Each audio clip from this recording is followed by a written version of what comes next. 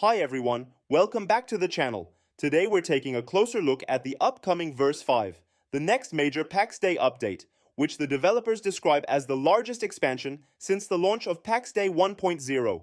And while I don't usually like covering early announcements, because they're often vague and tend to create unrealistic expectations, this time the update is simply too big to ignore. Verse 5 already has an official name, chosen by the players from several options: Battle for Lyonesse. The developers have also released the first screenshots and confirmed that the update will appear on the test server, Arcadia, before going live, and only there will we finally see how it actually works in practice. According to the official information, Verse 5 marks the beginning of the feudal era in Pax Dei. Clans will be able to claim land in Lyonesse by restoring feudal shrines. Controlling a shrine unlocks building rights in areas that were previously off-limits, adds new travel and respawn options, and places your clan's heraldry directly on the world map.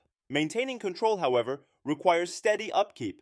If the shrine is neglected, it will simply deactivate. PvP will remain fully opt-in, but the developers are introducing new ways for clans to assert their presence in Lyonesse. The idea seems to be a blend of competition and coexistence, a system where crafters and warriors can live and work together under the same banner, creating mixed-role clan communities. Because building will expand into more dangerous provinces, new security rules are being introduced. Doors, gates, crafting stations, and other interactable objects will follow the same permission structure as plots in the home valleys, but now in a much more open and contested environment.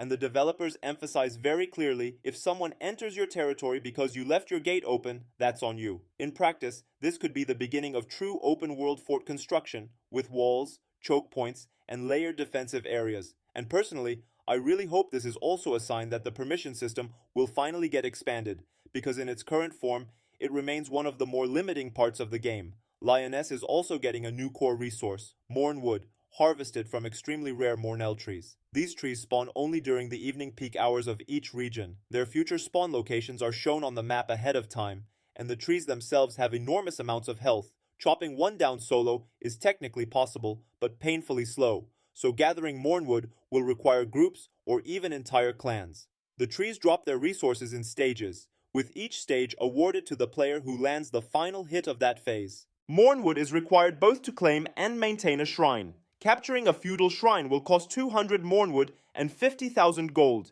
introduced specifically to reflect how much wealth clans can generate in Lyonesse. A shrine consumes 25 Mournwood per day, with storage for up to 7 days of upkeep. Claiming a shrine initially unlocks 3 plots, and a fully upgraded shrine allows up to 22 plots around it. If a player leaves the clan, their plots instantly disappear, and their items are moved to their redeem queue. After claiming a shrine, a clan can also use it as a respawn point and as a destination for the 20 Grace Fast Travel Miracle. However, and this is important, a character carrying Mournwood cannot use Fast Travel Miracles at all. This prevents players from instantly teleporting valuable resources to safety. Another change coming with the update is that swapping between a tool and the weapon you were previously holding will no longer impose any cooldown, meaning you can defend yourself immediately.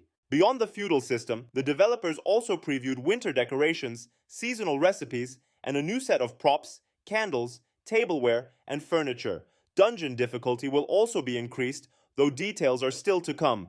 And now, my commentary. I understand that many players coming from theme park MMORPGs struggle with a game where you're not a legendary hero saving a dragon from being assassinated by an evil princess before breakfast, but instead an ordinary person who has to live, work, and earn their place in the world.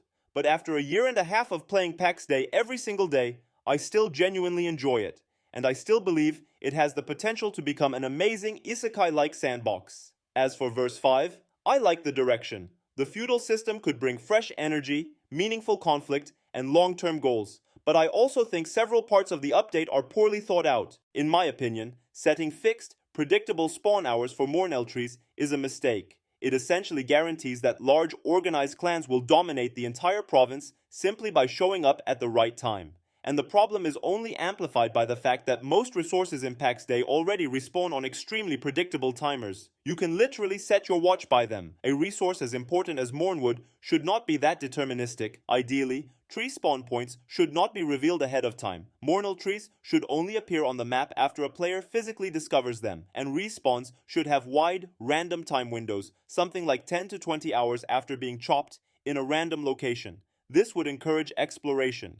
It would give smaller clans and players with different active hours a real chance, and it would naturally create conflict, contracts for mercenaries, and spontaneous PvP, driven by player activity rather than by a rigid schedule. It also surprises me how heavily the developers emphasize that Mournwood can be stolen from a player's corpse. In Lyonesse, everything you carry is lootable anyway. For me, the real issue is this. Any player carrying Mournwood should automatically be flagged for PvP anywhere in the world, and dropping the resource should not instantly remove the flag, otherwise it becomes a tool for exploiting the system.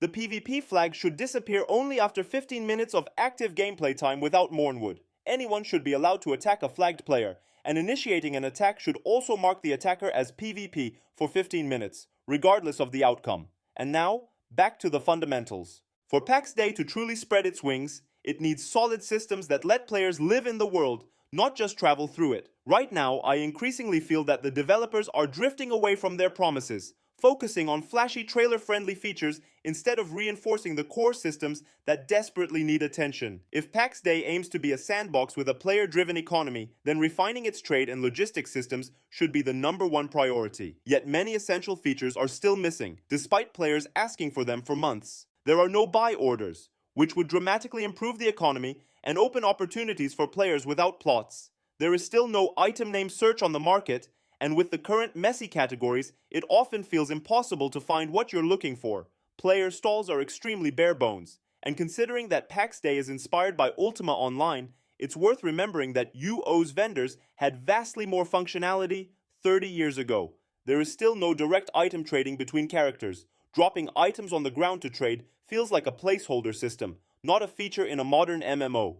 And we are still waiting for inventory stack improvements, promised at the end of 2024 and still not delivered. Ranged combat also needs a rework. Archery is almost useless. A bow is only good for hunting deer, and even there, a healing staff is simply superior. It kills just as effectively, requires no ammunition, and takes only 1 inventory slot instead of 2.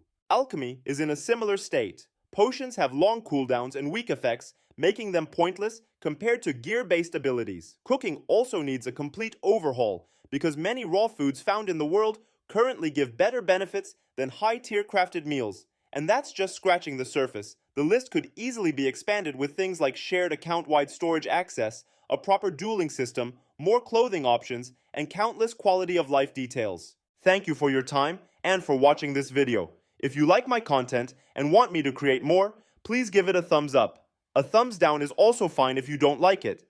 This way, I'll know whether it's worth making this kind of material. A thumbs up lets me know it's worth spending time on. If you haven't subscribed yet, please do so and write something in the comments as well. Comments help boost the reach because YouTube sees interest in my videos and suggests them to other people when there are many comments. That's why I'm asking for a comment to help this video get better viewership. If you have an idea for a topic you'd like me to cover in the next video, share it in the comments. I'd love to hear your suggestions. I'm looking forward to your opinions and ideas. See you in the next video.